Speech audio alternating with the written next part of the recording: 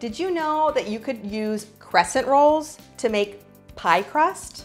I know, mind-blowing, right? Super simple. I'm showing you how to make an apple pie today, but you could use this with any filling. You're going to start off by unrolling one of the cans of crescent rolls and placing the unrolled rolls in a 9 by 13 inch baking pan that's been coated with nonstick cooking spray. You're going to want to press all those seams together, try and seal them up so there's no holes. Then you're going to top this with apple pie filling. You could use homemade apple pie filling, a can. You can use any flavor pie filling actually. So this is super versatile. Once you have all that pie filling on there, you're going to unwrap the other roll of crescent rolls and place it on the top. Again, kind of press those seams together.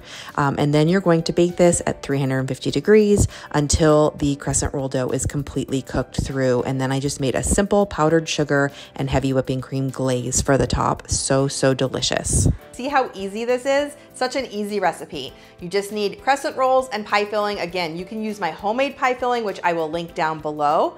Or you could use any kind of pie filling. I have recipes for blueberry, for cherry, for apple. You could use canned pie filling. Use whatever you like. This recipe is super versatile and it's so good. I mean, it's crescent rolls. What is not to love? If you don't follow me already, be sure to subscribe to my channel. Leave me a comment. Let me know what other recipes you want to see using Pillsbury dough products because I love them.